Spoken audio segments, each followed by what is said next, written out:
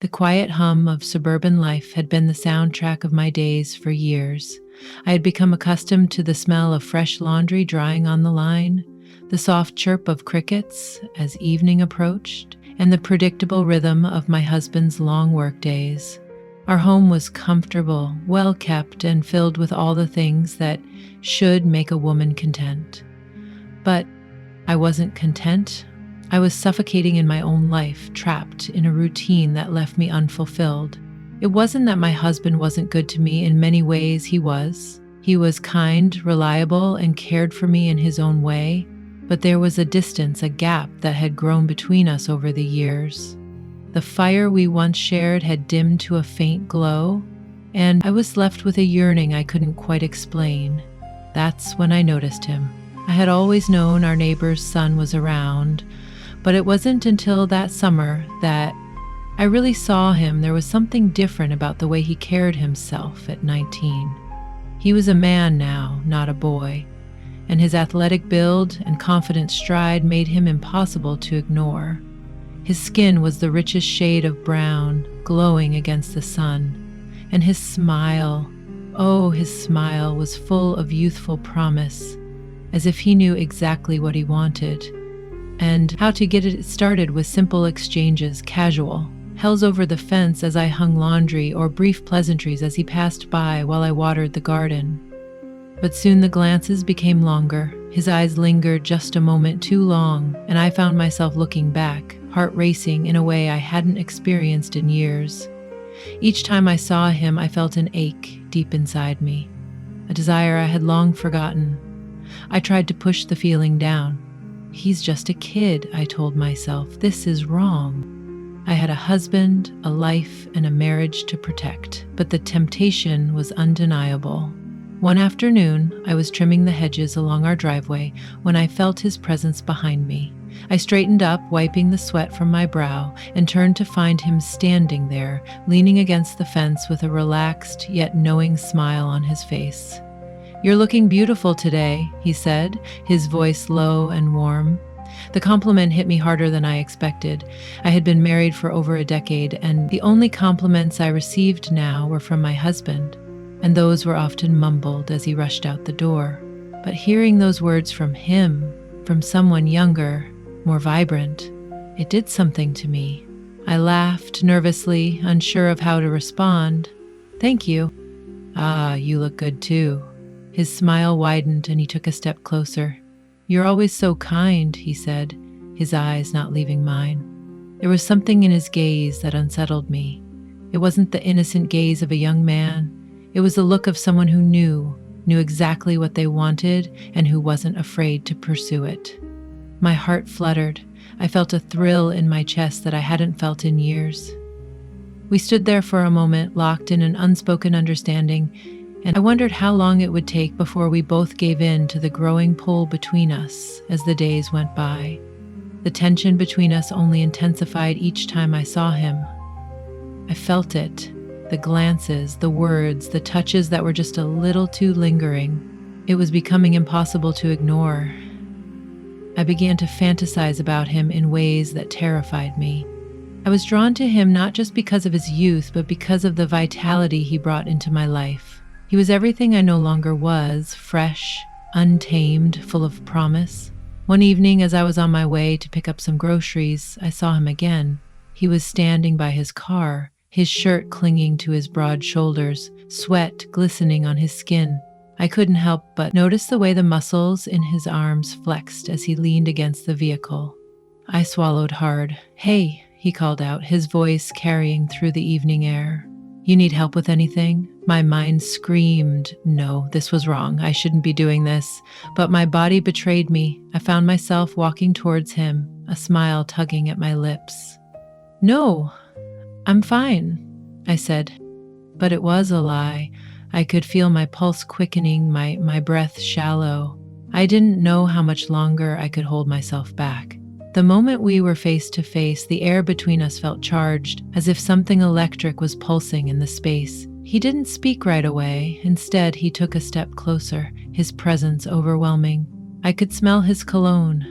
Rich and spicy like the earth after rain, it was intoxicating.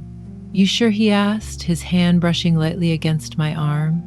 The touch was gentle, yet it sent a shock wave through me. I flinched at the contact, but instead of pulling away, I stood, frozen. He studied my face for a moment, and I could see the hunger in his eyes. "This is wrong," my mind screamed, but my heart was beating so loudly in my chest that I couldn't hear anything else just then. The sound of a car pulling into the driveway broke the spell. It was my husband back from work. I quickly stepped back, flustered, my breath ragged. "Maybe some other time," I said, my voice shaky. I turned to walk away, but not before I glanced back at him one last time. His eyes followed me, burning with an intensity that made my skin tingle as I hurried inside. I felt a wave of guilt crash over me. This can't happen. I can't do this. But the truth was, I wasn't sure anymore if you were enjoying the story and curious to know what happens next, whether this forbidden attraction will lead to something more. Be sure to like and subscribe. You don't want to miss the twists and turns of this tale. There's so much more to uncover. I couldn't stop thinking about him that night, and as the days passed, I found myself caught in his web, unable to resist. It was as if I were living on the edge of a cliff, knowing that one more step would send me spiraling into something. I might not be able to stop, but would I stop? Could I? The days blurred together, each one indistinguishable from the last. But all I could focus on was him. The young man from next door had become an obsession. The lingering glances, the subtle touches, the heated exchanges between us. They consumed my thoughts day and night. I told myself I was overreacting. He was just a kid. This was nothing more than a fleeting attraction. I had a life, a family, a husband, but each time I saw him, the connection between us deepened, pulling me further away from the life I had known. I tried to distract myself, cleaning the house, tending to the garden, running errands, but nothing seemed to quench the hunger that had awakened in me. And then one afternoon it happened. I was out on the porch, watching the sun dip below the horizon, when I heard footsteps behind me. Without turning around, I knew who it was. His presence was as familiar to me now as my own breath. "Hey, Mrs. Thompson," he called, his voice warm and casual like it had become our personal greeting. I glanced over my shoulder, forcing a smile, trying to keep my composure. "Hey there, Jason. What's up?" He was standing at the edge of the porch, his tall frame silhouetted against the setting sun. There was something magnetic about him, his posture, his confidence. It was all so alluring. And in that moment, I could feel the old walls I had spent years building around myself start to crumble. "I was wondering if you needed any help with that garden," he said, his eyes locking onto mine. "Looks like it's a lot of work for just one person." I should have said no. I should have turned him away, made some excuse, anything to keep my distance. But instead, I felt the familiar pulse of excitement race through my veins. Sure," I said, my voice almost too soft. "I suppose I could use a hand." He grinned and my heart skipped. "Great. I'll grab the tools and be right over." I watched as he walked off toward his house, his broad shoulders moving with effortless grace. My breath caught in my throat. What was happening to me? This wasn't just a friendly interaction anymore. It was something more, something dangerous. A few minutes later, he was back. Tools in hand, he set them down beside me, his eyes never leaving mine. The heat between us was undeniable. The air felt thick with tension, and every glance, every movement seemed to bring us closer to the edge. "I don't mind helping you out," he said, his voice lower now, almost intimate. "I enjoy spending time with you, Mrs. Thompson. You've always been so kind to me." His words sent a thrill through me, and I struggled to maintain my composure. I wasn't the same woman I had been years ago, but in that moment, I felt more alive than I had in ages. There was a spark between us, a connection I couldn't ignore no matter how much I wanted to. "You're welcome," I replied, my voice barely a whisper. "But you don't have to do this. You have your own things to do." "I like helping you," he said with a smirk. "Besides, I've got nothing better to do." He knelt down beside me and began trimming the bushes. I tried to focus on the task at hand, but it was impossible. His presence was overwhelming, the scent of his cologne, the flex of his muscle as he worked. It was all I could think about. My skin tingled with anticipation, and I had to fight the urge to reach out and touch him. It wasn't long before the heat of the moment got to me. I could feel his eyes on me as I knelt beside him, adjusting the flower pots, feeling his gaze like a physical touch. I wanted him more than anything. I wanted to let go of all my inhibitions and give in to the desire that had been growing inside me. "Mrs. Thompson," he said, his voice much closer than before. I looked up to find him standing directly beside me. His eyes were darker now, full of something. "I couldn't quite name you, no, you're still as beautiful as I remember." My heart raced. I couldn't look away. "Jason, please," I started to say, but the words died in my throat. "Don't worry," he whispered, his voice a low, enticing murmur. "I'm not going to do anything unless you want me to." The moment hung in the air like a forbidden fruit, ripe for the picking. I was torn between guilt and longing, between the woman I had been and the one I was becoming. I wasn't sure what was more dangerous, giving in to him or walking away. "Maybe we should stop," I said, my voice barely audible. I was trying to find a way to pull myself back, but deep down I didn't want to stop. "I understand," he said, his voice soft and understanding, but then his hand reached out to touch mine, just the barest of contacts. A brush of his fingers against my skin. The shock of it sent a jolt through my body.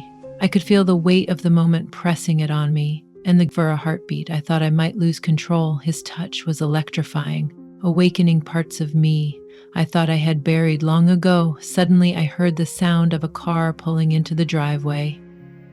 "My husband." I snapped out of my trance, pulling my hand away and standing up too quickly, almost stumbling over my feet. Jason stepped back, his expression unreadable. "Maybe I'll help you another time," he said, his voice suddenly distant. I nodded, too embarrassed to speak. "Yeah, maybe." As I walked back to the house, my pulse still racing, I felt a mix of emotions flooding over me. Guilt, desire, shame. I had come so close to crossing a line, and part of me wanted to desperately, but the other part, the part that still had a family, a home, a life, that part was terrified.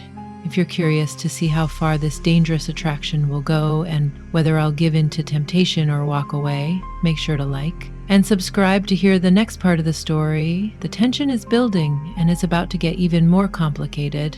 And for me, the hardest part was just beginning. I was no longer sure where the line between right and wrong even existed. The next few days felt like a storm brewing on the horizon. Every time glanced at Jason, I felt the weight of the unspoken tension between us.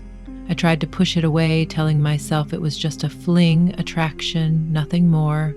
But deep down, I knew the truth. It wasn't just a passing desire. It was something deeper, more dangerous. Jason was different from the men I had known. He was bold, confident, and so full of life. His presence was intoxicating, and it made me feel alive in a way I hadn't felt in years. Every glance, every touch left me wanting more, but I couldn't let myself give in, not yet. I had to be careful that night. As I sat alone in the living room, I heard a knock at the door. It was late, almost 10 p.m., and my husband was still at work. A strange sense of anticipation washed over me as I walked toward the door. When I opened it, there he was. Jason, his tall frame stood in the dim light of the porch, and I could see the faint outline of a grin on his face. "I hope I'm not bothering you," he said softly, his voice low and full of something I couldn't quite place. My heart skipped a beat. I had to stop this. I should have told him to leave, to go back to his own home and forget about me. But instead, I stood there, frozen, caught between desire and guilt.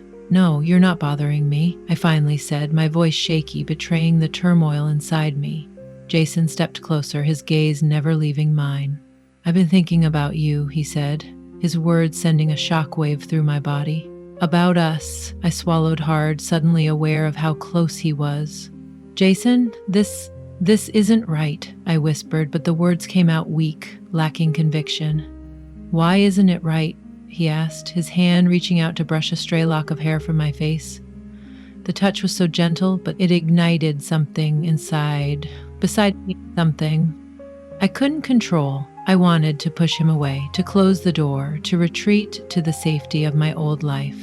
But instead, I found myself stepping aside to let him in. "I don't know," I admitted, my voice barely above a whisper. "But I can't stop thinking about you."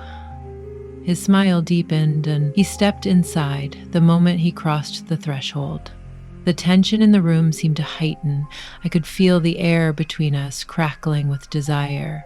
We stood there for a moment, neither of us moving, but then, slowly, Jason reached for me, his hands cupping my face as he pulled me toward him. I didn't stop him. The kiss was soft at first, tentative, as if we were both testing the waters. But the moment his lips touched mine, everything else seemed to fade away. It was as if I had been holding my breath for years, waiting for something or someone to wake me up. And he did. The kiss deepened, his hand sliding down my back, pulling me closer. I could feel the heat of his body pressing against mine, and I knew I had crossed a line I could never uncross, but I didn't care. I was consumed by him, by the raw energy between us. And nothing else seemed to matter. The sound of my husband's car pulling into the driveway snapped me out of my haze. My heart pounded in my chest, panic flooding my senses. Jason pulled away just as quickly as he had kissed me, his eyes wide with understanding. "We need to stop," I said, pushing him gently away, my breath coming in quick bursts. But even as I said the words, part of me didn't want to stop. "Don't worry," Jason said, his voice low and reassuring. "I'm not going anywhere." He stepped back, but not far enough. I could still feel the heat from his body radiating toward me. I needed him to leave. I needed to protect my family, my life. But part of me, a big part of me, didn't want to.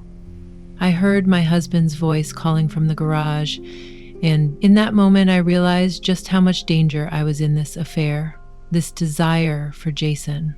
It was a threat to everything I had built. "I'll go," Jason said, his eyes never leaving mine. "But this isn't over." I nodded, my heart pounding in my chest. As I hurried to open the door as he stepped outside, he turned back one last time, his gaze intense. "You'll call me," he said. And it wasn't a question, it was a command. And I knew deep down that I would. I closed the door behind him, my body still trembling. I had crossed a line, and no matter how much I tried to deny it, I knew I couldn't go back. The next few days were a blur. My mind was consumed with thoughts of him. I couldn't focus on anything else. Every time I saw Jason, I felt that overwhelming desire, but I couldn't let it consume me, not yet. I tried to push him out of my mind, to focus on my husband, to pretend everything was normal. But the truth was, it wasn't. Nothing was normal anymore. I was living alive, and Jason was the secret I couldn't keep. The next time I saw him was just as inevitable as the first. He had been waiting for me. I had no idea how he had known I would be there, but when I stepped outside to grab the mail, he was leaning casually against the fence, watching me with that same intense gaze. "I was wondering if we could talk," he said, his voice soft yet insistent. I hesitated, my heart racing. "I don't know if that's a good idea, Jason, but..." He stepped closer, and before I could say anything else, he cued my face again, tilting my chin up toward him. "You're thinking about it, aren't you?" he asked, his voice a whisper, just for me. I didn't answer him. I didn't need to. The attraction, the desire, it was undeniable. And once again, I felt myself losing control. "Maybe we should talk," I finally said, my voice trembling, "but not here, not now." Jason smiled, a knowing smile as if he had already won. "I'll wait," he said, "but you'll call me. I know you will." I nodded, unable to say anything else. If you're as curious as I am to see where this will lead, whether I'll fall deeper into this forbidden affair or pull myself back, make sure to like and subscribe. The story is just getting started, and the stakes are about to get even higher with each passing day. I found myself more and more drawn to him, and the line between right and wrong became harder to see. Would I give? Would I let this affair consume me completely? Or would I walk away before it was too late? Only time would tell. It's strange the way desire can overtake you. How, despite your best efforts, it finds its way into the cracks of your life and slips inside, making itself at home. I had always thought of myself as a strong woman, focused, disciplined, and loyal to my family. But now it felt as if I was no longer the person I once knew I was slipping, losing myself to a craving I couldn't control.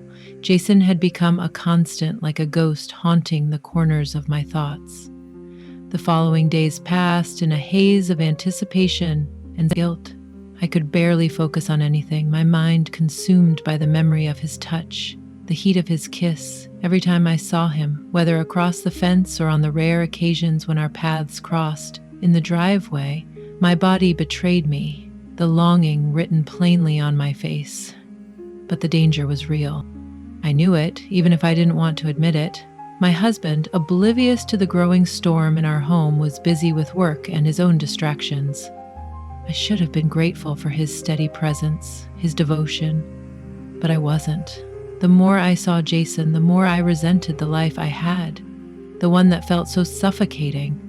Jason represented freedom, excitement, and the raw intensity one had long forgotten. One afternoon, I stood at the kitchen window, absent-mindedly washing dishes when I saw him outside. He was leaning against his car, eyes scanning the street. But the moment he saw me, he straightened his gaze, locking onto mine. My heart fluttered, and I could feel the tension building between us once again.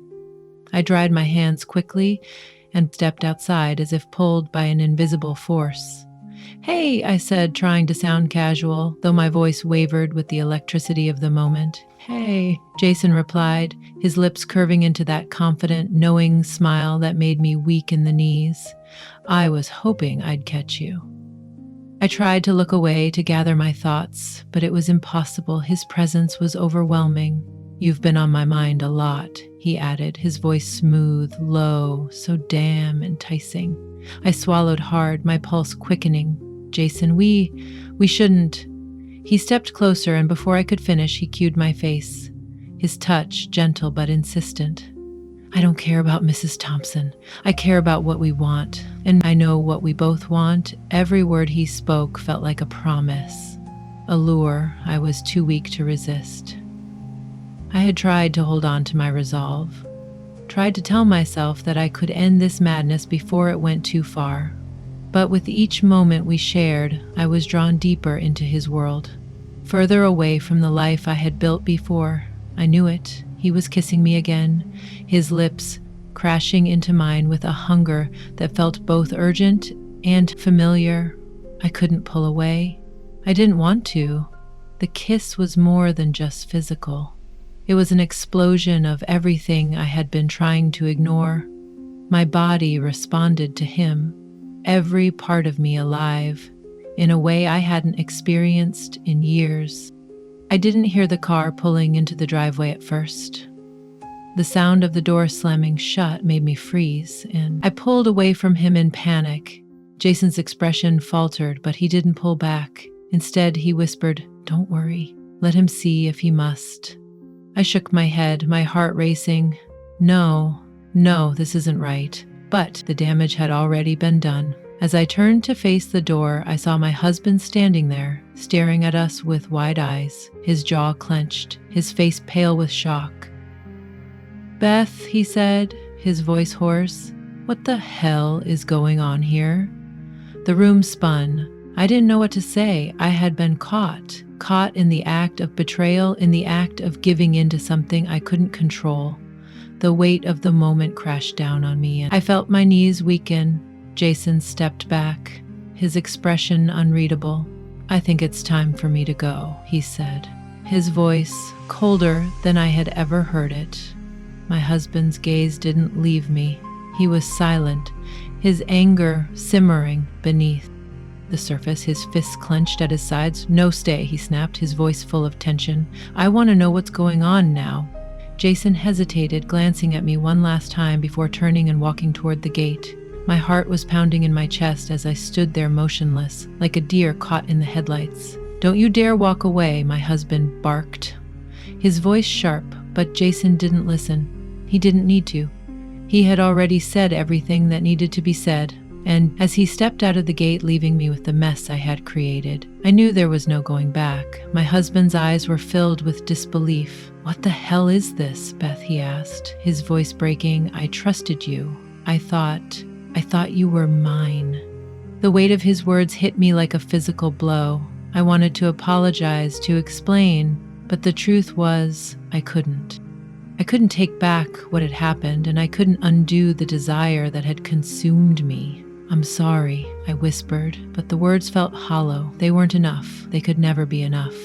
He stood there for a moment, staring at me with a mixture of anger and heartbreak. Then, without another word, he turned and walked back to the house, slamming the door behind him.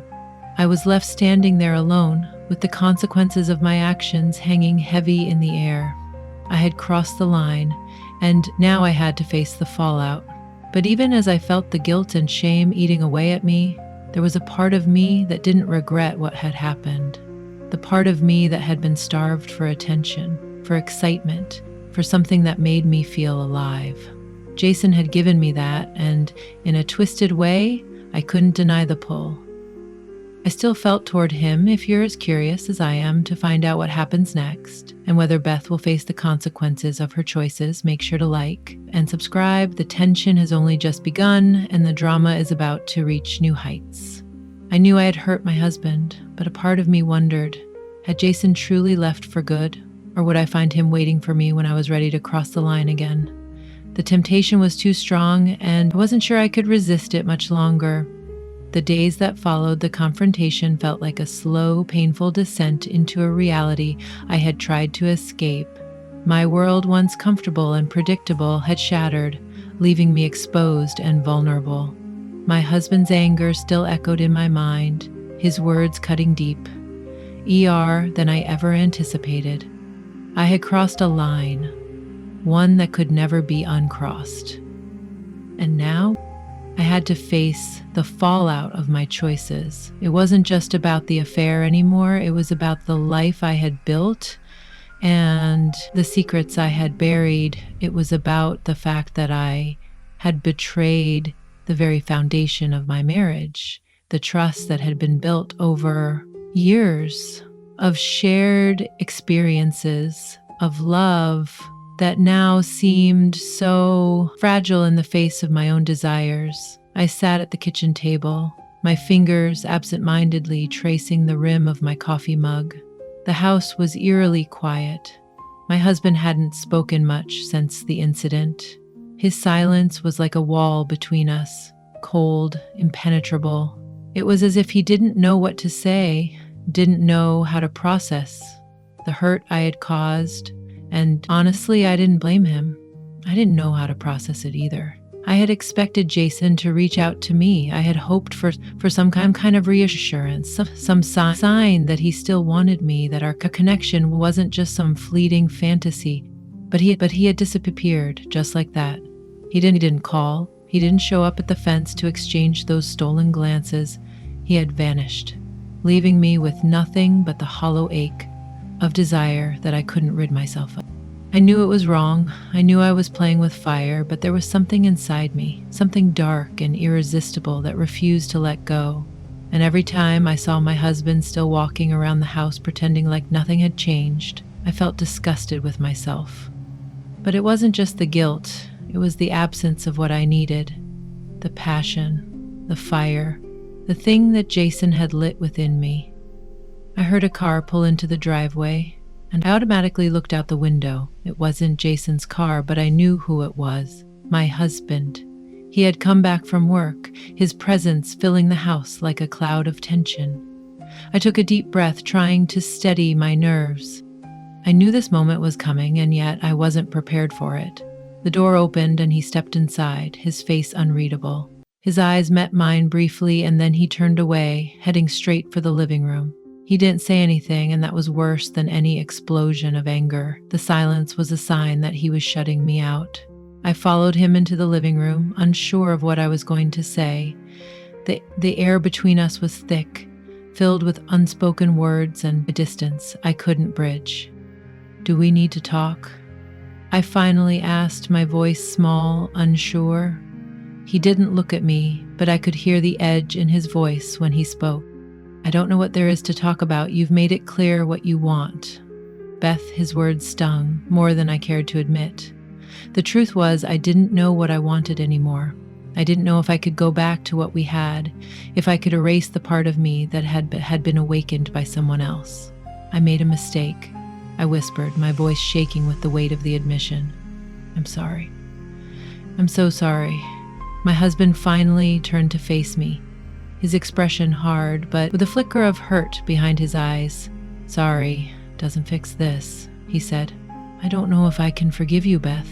And that was the truth. A part of me knew he would never truly forgive me. How could he? I had betrayed him in the worst way possible. I had given myself to someone else, someone younger, someone who had made me feel things I had forgotten I was capable of feeling. I had destroyed the trust we had worked so hard to build. And now I was left to pick up the pieces of a shattered life.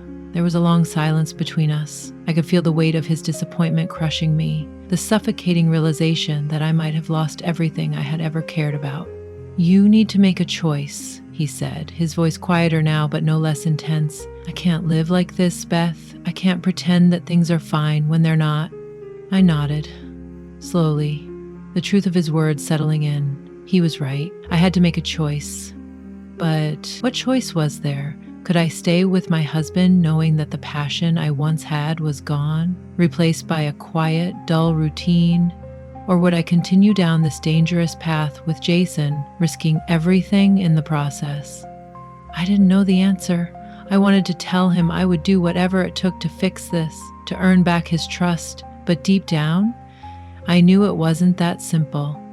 And even if I could mend things with him, could I really forget about Jason? Could I erase the feelings he had stirred inside me, the wild, unrestrained desire I had never experienced with my husband? I turned away from him, my eyes closing as I tried to compose myself. I needed space to think, but I knew that time was running out. I had to make a decision. "I don't know what to do," I whispered, my voice barely audible. He sighed deeply, running a hand through his hair, in frustration. "I don't either, Beth. I don't know if we can fix this. I don't know if I can even look at you the same way anymore." His words hit me like a punch to the gut. I wanted to scream, to beg him to forgive me. But I knew it wouldn't change anything. The damage was done. And then, almost as if the universe had decided to push me further into the depths of my own turmoil, I heard a knock at the door. My heart skipped a beat, and for a fleeting moment, I thought it might be Jason.